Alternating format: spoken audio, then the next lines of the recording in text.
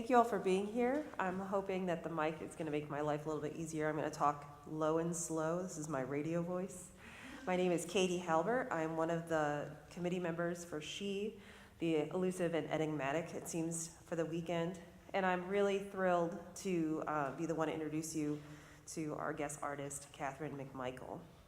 Katey and I have known each other now since 2017, which is kind of an amazing thing to think about now that it's 2024. I reached out to Katey actually as part of a school project. I discovered her work that she was commissioned to write by serif brass called Asteria.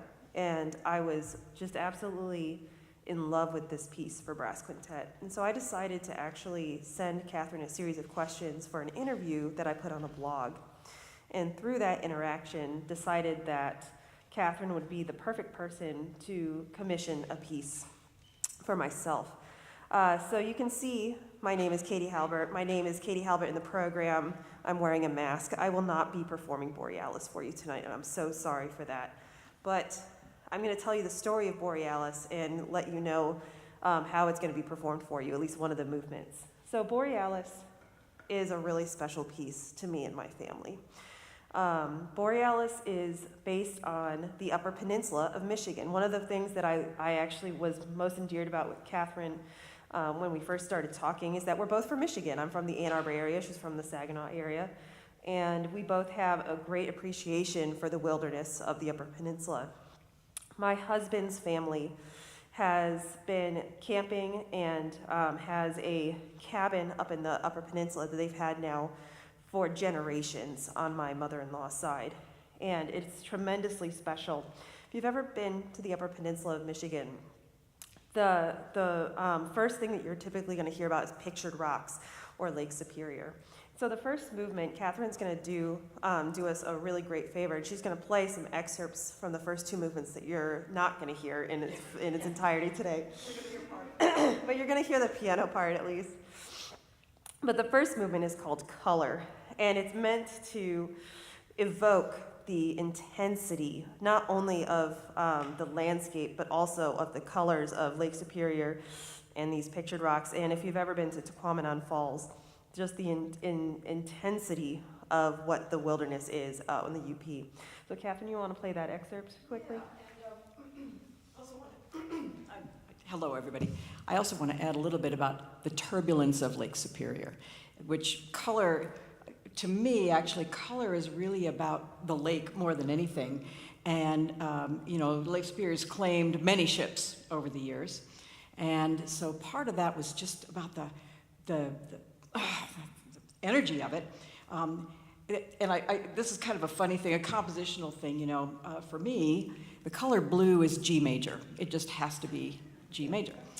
And horn players like flats, so this was a problem. And I had to really ponder how I was going to make this work. And so finally I put it in G minor. So I could still have my G, but I had it in G minor. But the very, very end of it, which maybe I'll play a little bit, ends up in G major. Lake Superior is so deceptive, because when you see it, and it's just this calm thing, and then it just eats ships alive. But here's a little bit of what that is.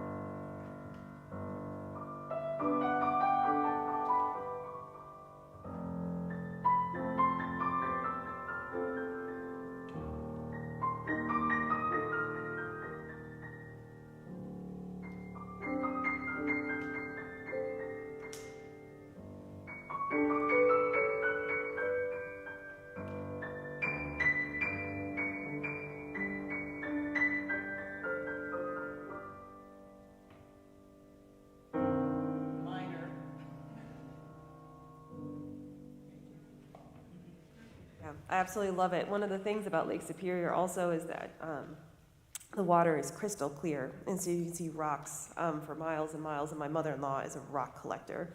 Cannot tell you how many messages I get on a daily basis about rocks.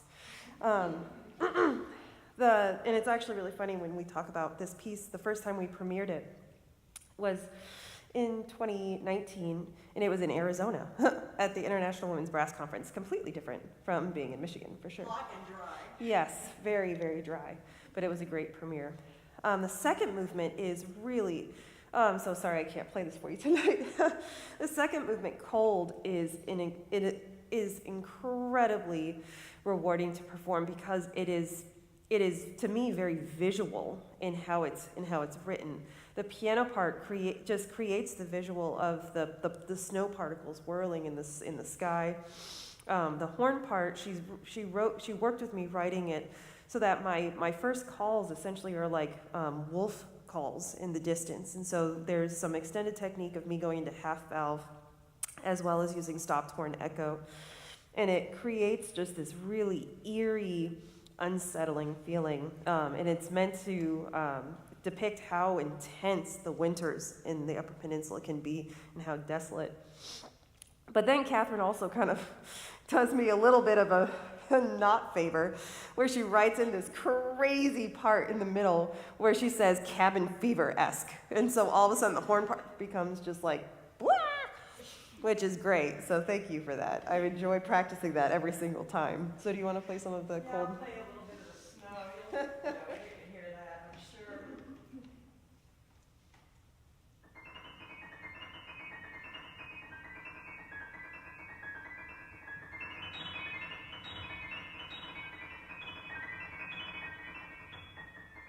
So forth.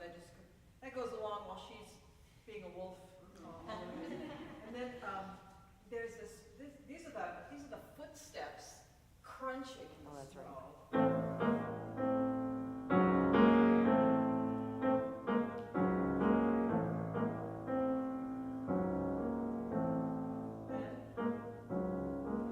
Then we're just stuck.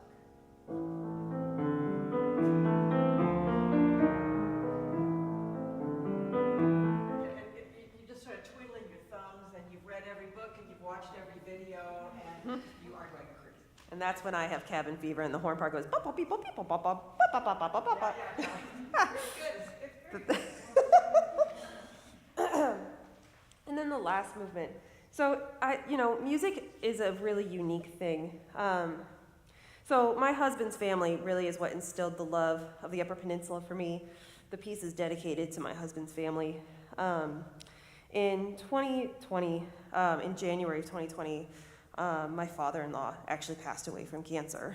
And when I have performed this piece, I've performed it its entirety, I think twice in the year of 2019.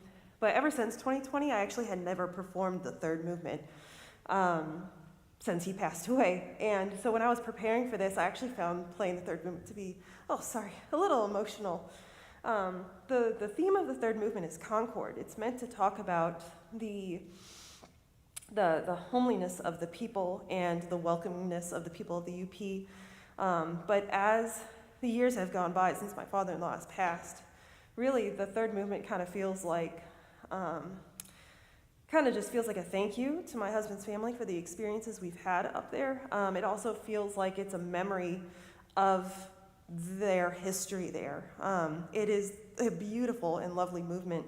And today you're going to hear it in a completely different form. It's going to be played in the form of a trio with Dr. Courtney Miller from the University of North Carolina, Greensboro on oboe, and Dr. Rachel Fredrickson, who is our bassoon professor here at the University of Arkansas. And the movement, to me now, has completely transformed in meaning. And so when you listen to that tonight, I really want you to just think about the evoking of beautiful memories of sitting around the campfire and telling stories and children laughing and parents, sitting and watching their children having a great time. And I really hope that you have an appreciation for this movement, even though it's in a unique form. All right, I'm going to welcome my colleagues on stage. Thank you.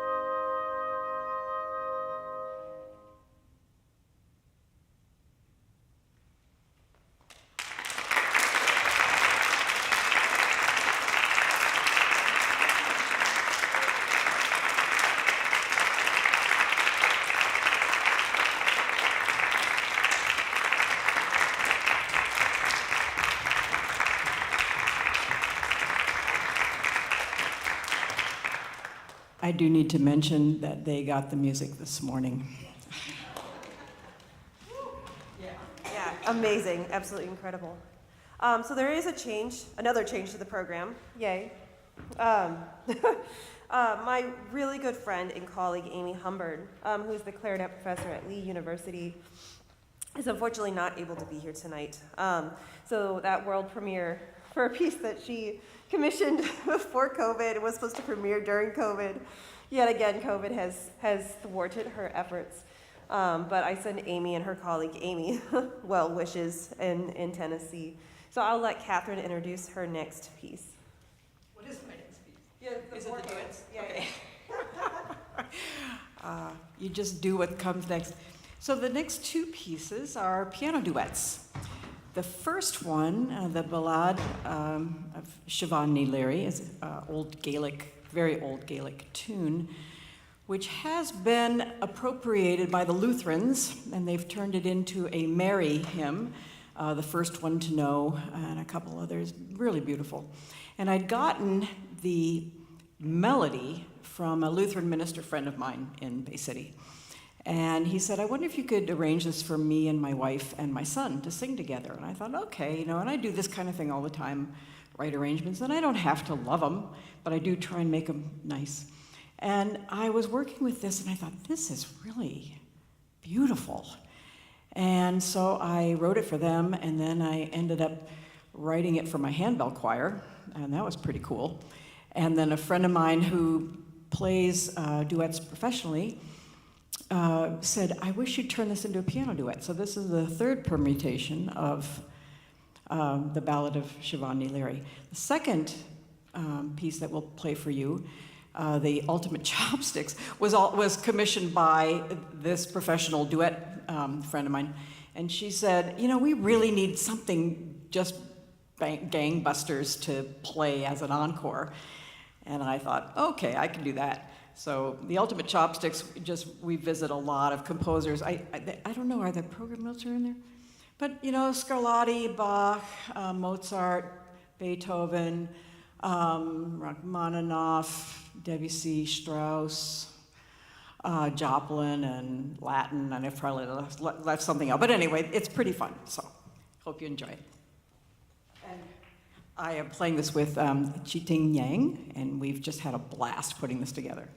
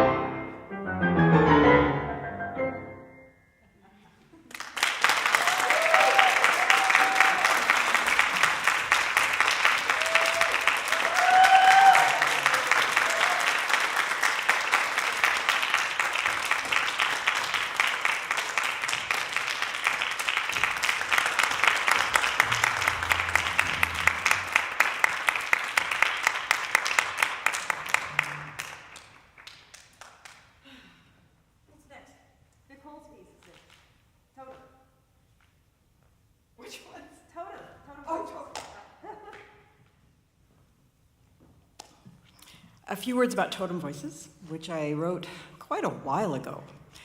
And actually, Richard Turk will be here tomorrow, and that's who I wrote it for when he was a doctoral student at Michigan State. And when you're writing for a trumpet, it's hard to ignore the nobility of the instrument. And so I wanted to find an idea that could match that. And I did some research and came up with the idea of totems.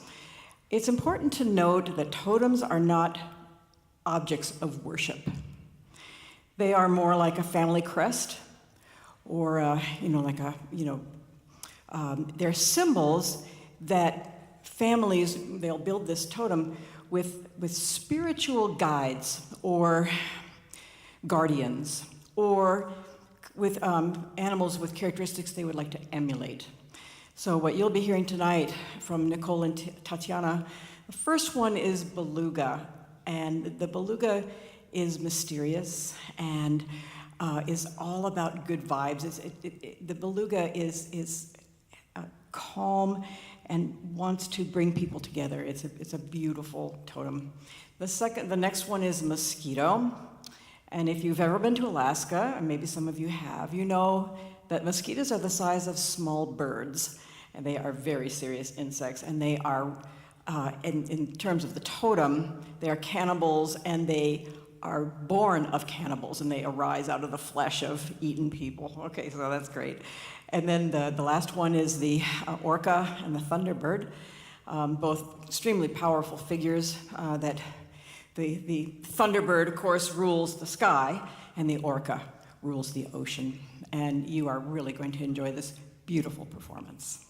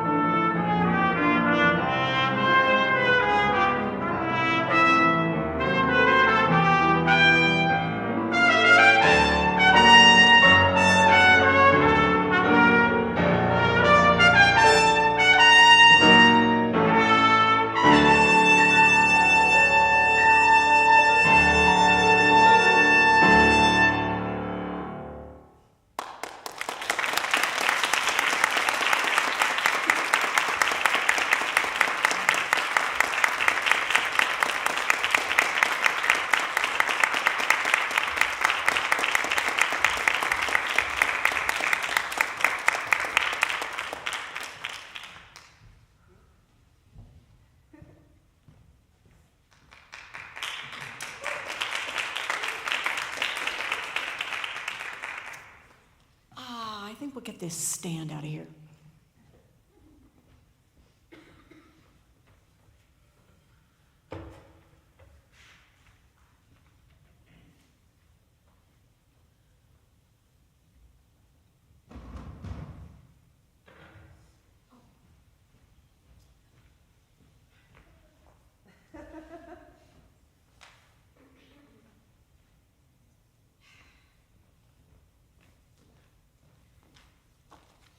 You probably can't see this picture very well, but it's a picture of my grandmother.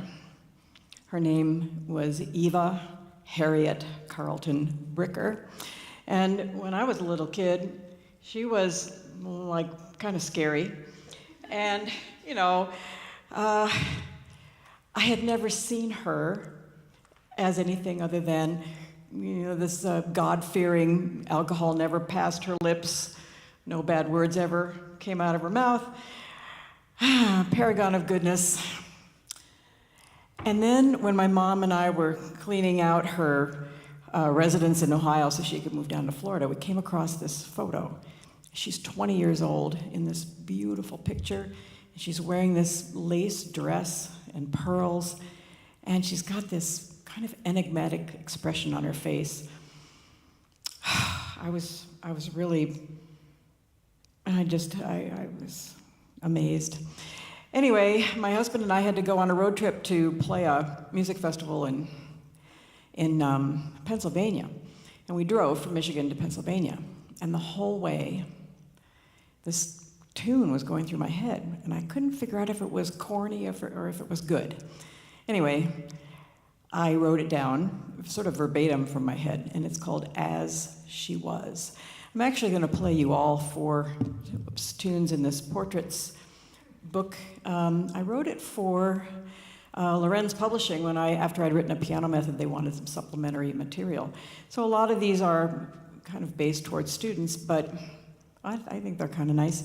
The second one in the set is, and they're all about women, so I thought, okay, this will work.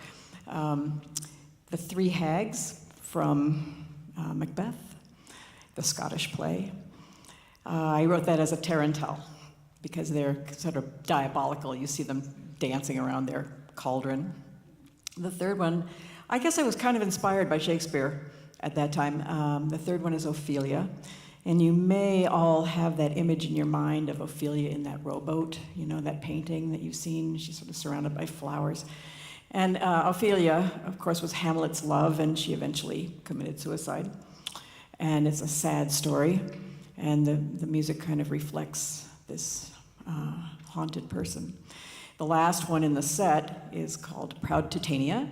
Proud Titania was a goddess from Midsummer Night's Dream, and a happy and lovely figure. So I'll play you those, and then I've got another 2 that I'd like to play you after that.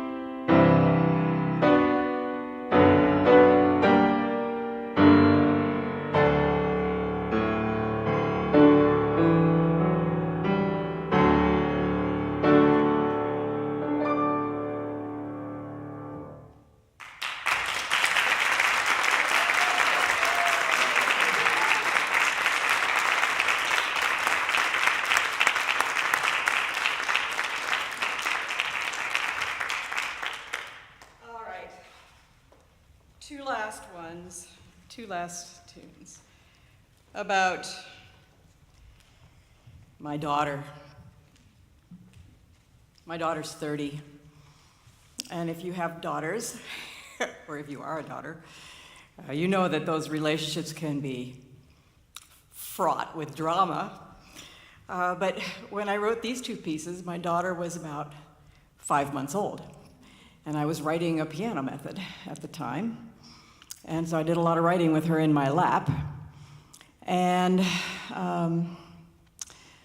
well, the first one, it's called Meredith's Waltz, and it's inspired by this little pair of ballet slippers. Can you believe this, how small they are?